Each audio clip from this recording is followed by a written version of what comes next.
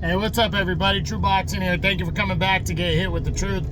So today we are doing the 2023 top 10s as we're going to look at my number 2 super welterweight in the world right now at 154 pounds, the reigning and undefeated WBO champion Tszyu of Australia.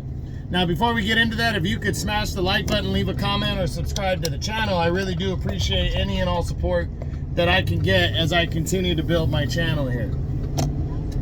So Tszyu entered the year number 5. He makes a 3-spot jump to number 2.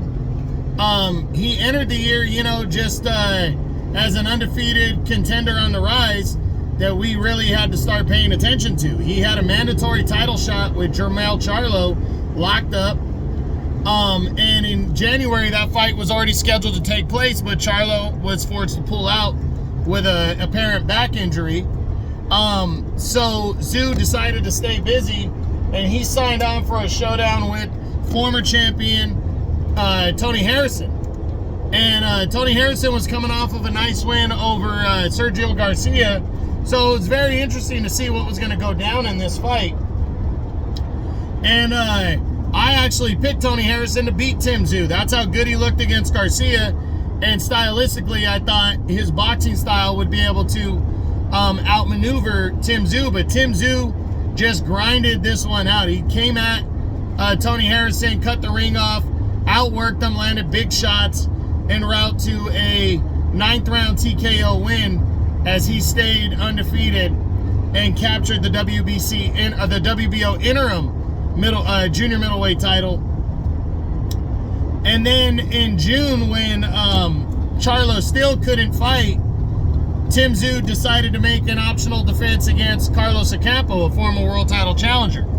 And even though he was risking his interim belt in a mandatory title shot, he didn't care, because he took these chances and he would destroy Carlos Ocampo in one round, knocking him out to keep his interim belt. Then Charlo would sign on for an undisputed title fight with Canelo Alvarez, where he was going to move up 2 weight classes to challenge Canelo. The WBO decided that they were going to allow Charlo to stay champion until he was announced in the ring as undisputed champ at 154. And then they were going to strip him and upgrade Tszyu to full champion. So at the end of September, Tszyu was upgraded to full champ, and 2 weeks later, he would make the first defense of his title against Brian Mendoza, who was the WBC interim champion, and upset Sebastian Fundora. And Tszyu just outworked Brian Mendoza in a good, hard-fought battle between the two. Mendoza had his moments. That dude is tough as nails, but Charlo was able to outwork him en route to a convincing knockout victory as he retained the WBO middleweight title. Oh, you bastard. Jesus. Yeah, as he retained the WBO junior middleweight title and move forward towards towards something bigger, hopefully in 2024. And now he enters 2024 as the junior middleweight champ, and is looking to leave no doubt that he believes he's the top guy in the division. And there's a lot of people that do. There's a lot of people that believe Tszyu is number 1 in this division, or deserves to be, because Jermell Charlo technically hasn't fought in what's going to be close to 2 years at the weight class. But Charlo, in my opinion, has done enough to deserve that top spot. And, Tszyu is a good fighter. He just needs to do a little bit more. And he wants Charlo in a unification bout. Charlo still holds 2 of the 4 belts, and he wants to unify belts against Charlo. But Charlo has not responded to any of it. And Tszyu said if Charlo doesn't sign on for the fight, then he's going to take on Erickson Lubin in March. And then he was also talking with Virgil Ortiz, going back and forth, saying he'd be ready to fight him later on in the year. So, so I think he has a lot of potential, a lot of opportunities coming his way. And I think it's going to be an interesting year for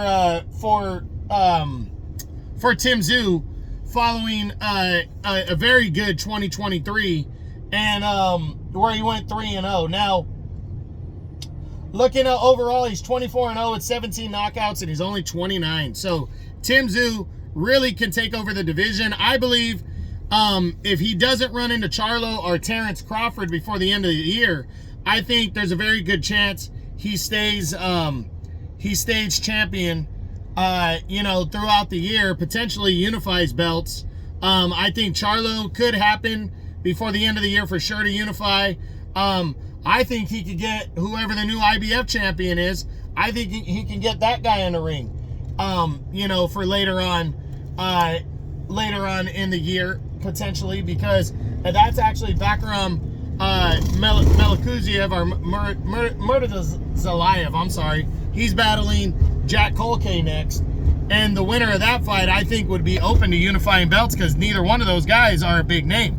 So I think Tim Tszyu really just needs to focus on what he wants to do and then try to get somebody to try to fight him. So we'll see. We'll see what happens. I'm hoping Tim Tszyu, though, gets a big fight. I'd love to see him and Terrence Crawford. And again, we just got to wait and see what goes down in this division. But it's going to be interesting to see what kind of year Tim Tszyu has at 154 pounds. I do believe he'll finish in the top 10. I do believe he'll finish in the top 5.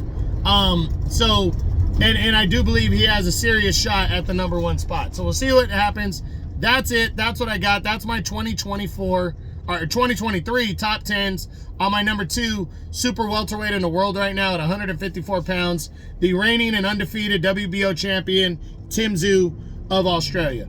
I hope you enjoyed the video. If you did, smash the like button, leave a comment, or subscribe to the channel. I appreciate any and all support. This is True Boxing.